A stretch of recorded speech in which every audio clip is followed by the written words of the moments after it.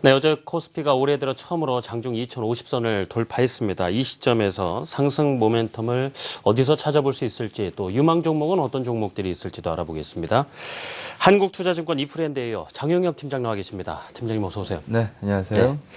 자, 지금 어제까지의 상황을 두고요. 이 본격적으로 대세 상승이 상승 탄력을 받을 수 있을 거다라고 이제 생각하시는 분들도 있고, 아니면 박스권이 좀 상향되는 정도에 그칠 것인가 이런 판단도 나오고 있는데, 글쎄 팀장님께서 또 어떻게 보고 계실지 모르겠습니다. 방향 어떻게 판단하면 좋을까요? 제가 생각하는 본격적인 상승은 거래소가 올라갔다고 코스닥이 부러지는 이런 그림은 전혀 아니거든요. 네. 또 뭐 은행주 같은 거 이렇게 저도 은행주 뭐 괜찮게 봤습니다만 은행주가 주도해서 올라가면은 지수 얼마나 오를 수 있을까요? 네. 정말 올라가는 거는 삼성전자, 현대차가 주도하는 시장이죠. 이런 부분들 뭐 중소형주, 전성시대, 뭐 르네상스 이 표현 이후에 한 번도 중소형주에서 개인 투자자분들이 웃었던 적이 없거든요. 네. 어제 또다시 그런 모습이 나오고 있는데 대세 상승을 얘기하기에는 약간 좀 빠른 거 아닌가라는 생각이 듭니다. 네. 근데 물론 기술적으로 봤을 때 기대감이 있는 건 사실이죠. 이 차트 한번 보면요.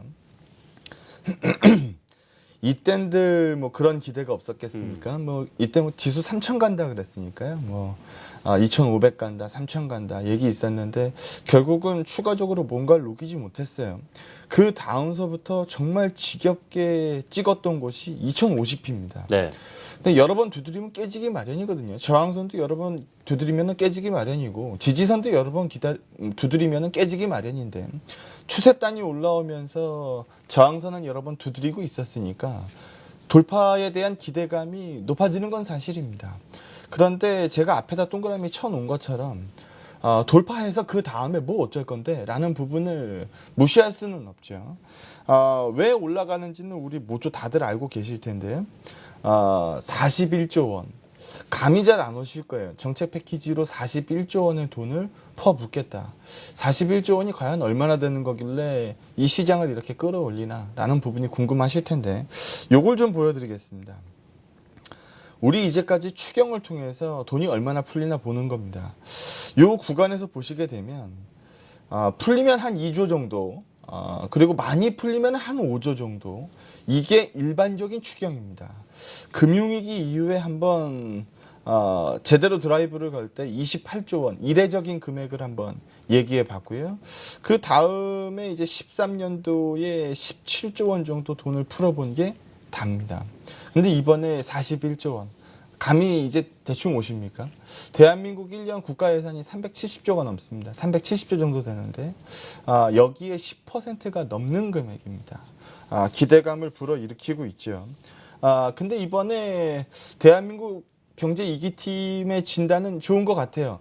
정확한 진단이 있어야 정확한 처방이 나오는 거거든요. 이제까지 경제팀에서의 진단은 선진국 경기가 좋아지면 대한민국은 수출 중심 국가니까 낙수 효과에 의해서 좋아질 거야 라는 부분이었습니다. 근데 이걸 뭐라고 못하는 게 이제까지 다 맞았어요. 기다리고 나서 보면은 통상 좋아지더라는 겁니다. 근데 최근에 보게 되면 금융위기 이후에 분명히 좋아지는 부분이 있었어요. 좋아지는 부분이 있는데 여기서 보시는 것처럼 G3, 미국, 중국, 유럽의 제조업 지수, 뭐 평균적인 경기가 좋아지는데 우리의 수출은 계속 제자리에서 맴도는 그림이거든요. 그래서 이제 진단을 내린 것으로 보여집니다. 이게 구조적으로 문제가 좀 있다. 미국이 본토에서 제조업을 권장하고 있고 더 이상 중국도 자급자족이 어느 정도 커지고 있는 상황이기 때문에 우리는 뭔가 기본적인 틀을 바꿔야 될 것 같다. 낙수 효과도 물론 기대를 하겠습니다만 우리는 지금 당장 내수 활성화에 힘써야 되겠다. 이렇게 이번에 경제위기팀에서 얘기하고 있는 것 같습니다. 네. 생각해 보시죠. 내수 활성화. 결국은 아파트값 많이 오르고 주가 많이 오르면 되는 거 아닙니까? 노동자들이 돈을 많이 벌고 있으면 되는 거 아닙니까? 그러다 보니까 가게에다가 돈을 좀 뿌리고 싶죠. 근데 국가에선 돈이 없어요. 여기서 보시는 것처럼 돈을 쥐고 있는 쪽은 그 기업들입니다. 500조 원. 아까 전에 말씀드렸죠. 대한민국 국가 예산이 370조 원이에요. 그러면 거기에 비해서 훨씬 더 많은 돈을 기업들이 들고 있어요. 이쪽 돈을 좀 빼보자라는 거죠. 대한민국 국고채 3년물 금리가 어제 2.5%입니다. 우리 지금 기준금리가 2.5%예요. 통상적으로 3년물 국채 수익률이 적으면은 한 30bp 정도, 많으면 한 50bp 정도 높은 게 정상입니다. 그런데 지금 3년물 국고채가 2.5%다?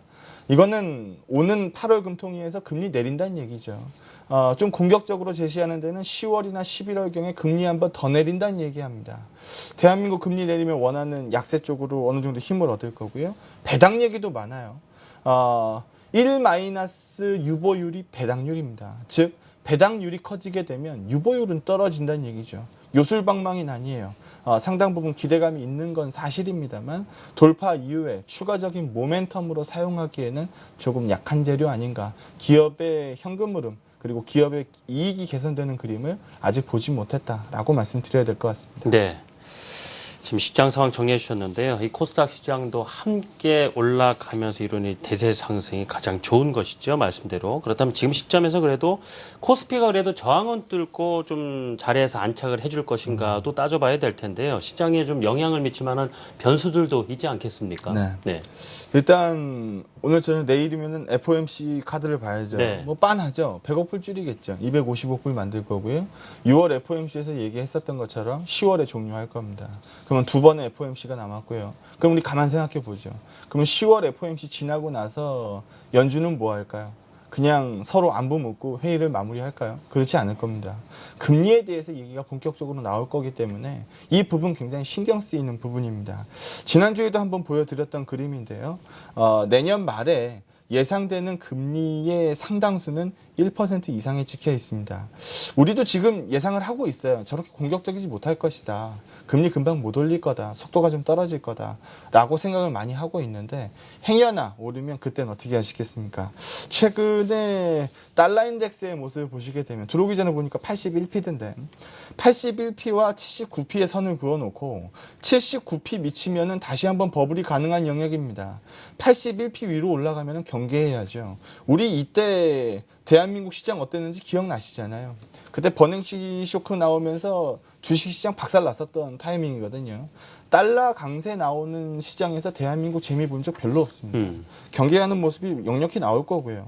원달러 워낙 강세 그림에서 우리 시장이 강했던 거 아닙니까? 워낙 강세가 무뎌지는 순간에 우리 대한민국 상승률이 더뎌졌었고요. 근데 최근에 보게 되면은 대한민국 원화는 더 이상 강세가 아니죠. 머리를 살짝 들어 올리는 그림이기 때문에 뭐 세 자릿수 간다는 얘기는 안 하고 있지 않습니까? 상당 부분 원화도 변한 그림이고 기업 이익은 계속적으로 좀 추정이 떨어지고 있는 상태에서 요건 좀 짚고 넘어가죠.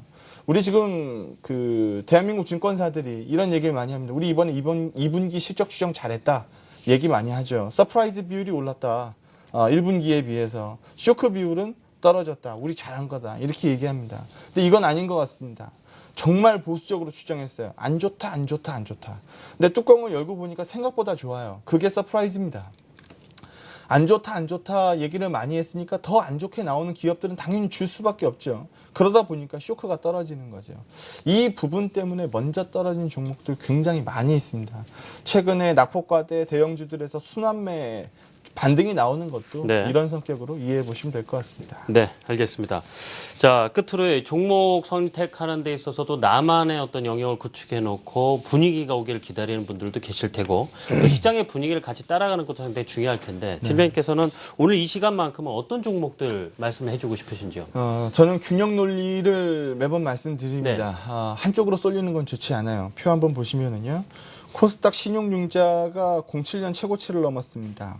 또 균형 논리 면에서 봤을 때 올해 시작을 100으로 놓고 코스닥의 상대 강도가 13 정도 높고요. 네. 소형주의 상대 강도는 25 정도 높습니다. 균형을 상당 부분 잃었다라고 보고 있고요. 최경환 경제부총리의 내수 드라이브가 한동안 기대감을 키울 것으로 보여진다면 앞으로는 은행주 쪽에 기대감이 높아질 수밖에 없습니다. 건설 살리면 은행에서 레버리지 일으킬 수밖에 없거든요. 원달러 하락 멈추고 2분기 우려되던 실적까지 다 오픈한 자동차 같은 경우에도 더 이상 겁낼 레벨은 아닌 것 같습니다. 은행주, 자동차, 특히 어제 만도 같은 경우에는 분할 승인이 났어요. 네. 이런 부분들 관심 있게 지켜보도록 알겠습니다. 하겠습니다. 지금까지 한국투자증권 이프랜드에 이어 장용혁 팀장과 함께 화요일에 모닝 전략 챙겨드렸습니다. 팀장님 감사합니다.